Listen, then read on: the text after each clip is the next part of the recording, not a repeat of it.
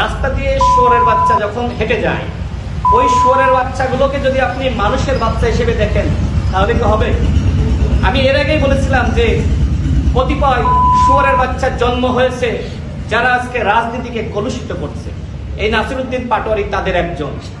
এর থেকে ভালো ভাষায় আসলে আমি আর তাকে বলতে পারছি না। তিনি যেভাবে আজকে তরুণ প্রজন্মকে বিভ্রান্ত করছেন, গালিগালাজ শেখাচ্ছেন, ওকে কি মানুষের বাচ্চা বলা যায়? আমাকে নিয়ে তিনি মন্তব্য করেছেন আমার নিজের জেলায় এসে।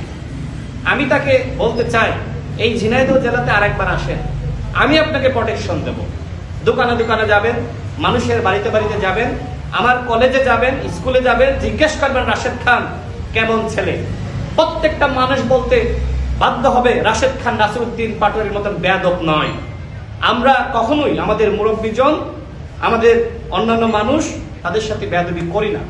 আমরা সম্মান দিয়ে মানুষকে কথা বলি, কিন্তু যিনি সম্মান নিতে পারেন না তাকে কি সম্মানিত ভাষায় কথা বলা যায় বন্ধুগণ? বলা যায় না। আজকে নাসিরউদ্দিন পাটোয়ারি বাংলাদেশের রাজনীতিকে কলুষিত করছে। নাসিরউদ্দিন পাটোয়ারি বলছেন যে আইনমন্ত্রীর ক্যাডাররা নাকি তার উপর হামলা করেছে, রাশেদ খানের ক্যাডাররা নাকি তার উপর হামলা করেছে, জেলা পরিষদ প্রশাসক অ্যাডভোকেট এম এ মজিদের ক্যাডাররা নাকি তার উপর হামলা করেছে। কারা সেই ক্যাডার? কারা? আমরা তো দেখলাম সেখানে শিবিরের ক্যাডার।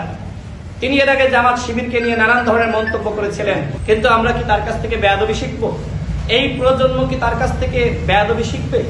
দেখেন, এই বাংলাদেশে অতীতে আমরা অনেক বড় নেতা দেখেছি, আমরা কারোর কাছ থেকে কখনোই এ ধরনের বেয়াদবিপূর্ণ আচরণ দেখি নাই। কিন্তু আজকে নাসিরউদ্দিন পাটোয়ারি যেভাবে আমাদের বড় বড় নেতাদেরকে টার্গেট করেছেন, তিনি এর আগে শহীদ প্রেসিডেন্ট জিয়াউর রহমানকে গালিগালাজ করেছিলেন। জিয়াউর রহমান এমন একজন ব্যক্তিত্ব ছিলেন যাকে মানে পছন্দ করে না এরকম মানুষ হাতে গোনা খুবই কম রয়েছে।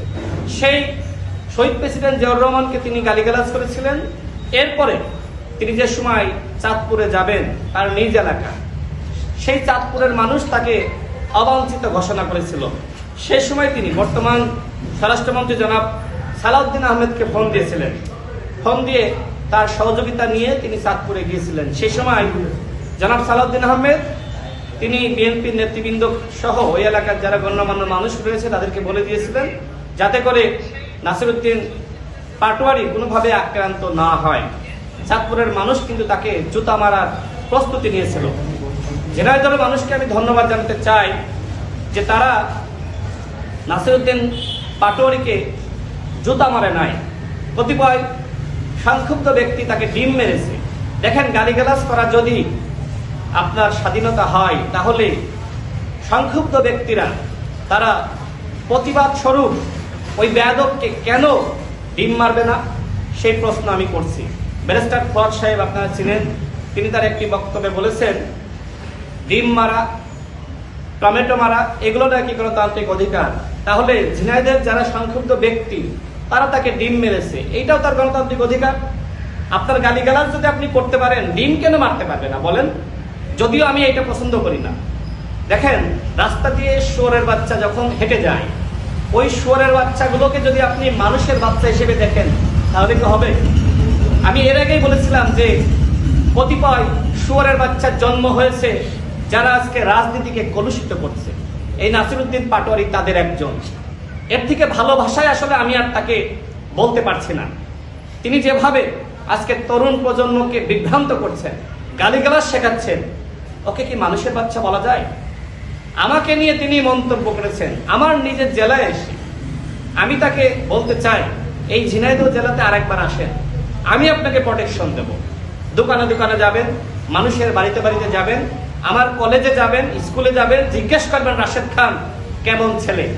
প্রত্যেকটা মানুষ বলতে বাধ্য হবে রাশেদ খান নাসিরউদ্দিন পাটোয়ারির মতন বেয়াদব নয়। আমরা কখনোই আমাদের মুরব্বীজন, আমাদের অন্যান্য মানুষ তাদের সাথে বেয়াদবি করি না। আমরা সম্মান দিয়ে মানুষকে কথা বলি, কিন্তু যিনি